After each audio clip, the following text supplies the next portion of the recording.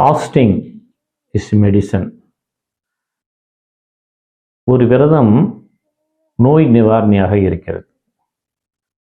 பசித்திருப்பது நம்ம உடலில் ஏற்படக்கூடிய பல்வேறு விதமான பிரச்சனைகளுக்கு ஒரு தீர்வாக இருக்கிறது. அது இல்லாமல் நோய் நிவாரணமாக இருக்கிறது என்று நபி நாயகம் ஸல்லல்லாஹு அலைஹி வஸல்லம் அவர்கள் சொன்னார்கள். அதனால தான் பாஸ்டிங் இருப்பது மிகச்சிறந்தது.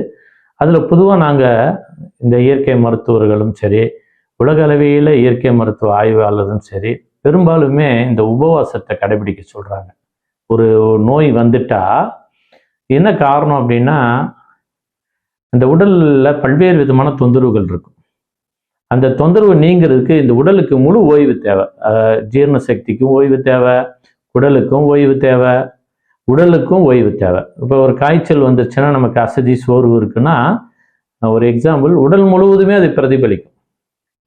அது அனைத்து உறுப்புகளுக்குமே பிரதிபலிக்கும். எந்த உறுப்புமே இயங்க முடியாமல் இருக்கிறனால தான் அவங்க படுத்திருப்பாங்க. இந்த நிலையில நம்ம போய் எல்லா நேரம் சாப்பிட்டுக்கிட்டு தானே இருக்கோம். அந்த நேரத்தில் போய் உணவு திணிக்காதீங்க. இப்போ இன்னொரு இடத்துலையும் அல்லாஹ் சொல்கிறான், எப்படின்னா, நீங்கள் நோயாளியை உணவை திணிக்காதீர்கள், நோயாளிக்கு நாம் உணவளிக்கிறோம் அப்படின்றாங்க.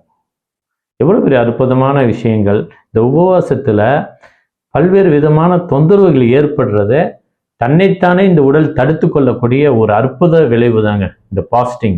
ஸோ அதான் ஒரு மிகப்பெரிய ஒரு மெடிசன் அது. ஸோ அந்த மருத்துவத்தை நம்ம கடைபிடிப்போம். எல்லா நேரங்கள்லையும் கடைபிடிக்க சொல்ல, நீங்கள் விரதம் இருக்கும்போது விரதம் இருங்க. இருக்கும்போது நீங்கள் உபவாசத்தை கடைபிடிக்கும் போது அந்த நோன்பு முடிகிற நேரம் இருக்கு பாருங்க, அப்பொழுது நீங்கள் அதிகமாக இயற்கை உணவுகளை கொண்டு நோன்பு திறந்து பழக்குங்க. அந்த உடல்ல வெவ்வேறு விதமான கழிவுகள் இருந்துச்சுன்னா அது வெளியே தள்ளிடும். அதுக்கப்புறம் உங்களுக்கு பிடித்த உணவுகளை, ஏன்னா ரொம்ப நேரம் ஓய்வு கொடுத்த பிறகு திடீர்னு ஹார்டான ஒரு உணவு கொடுக்கும்போது அந்த உடல் தன் கழிவுகள் நீக்கிறதுக்கு தயாராக இருக்கும்போது நீங்கள் திரும்ப அந்த உடலையே கழிவாக மாற்றிடுறீங்க. அதனால தான் நம்ம விரதம் இருந்து கூட சில பேருக்கு அது பயனற்று போயிடுது. ஸோ இந்த அடிப்படையில் கடைபிடிங்க, ஆரோக்கியமாக வாழலாம்.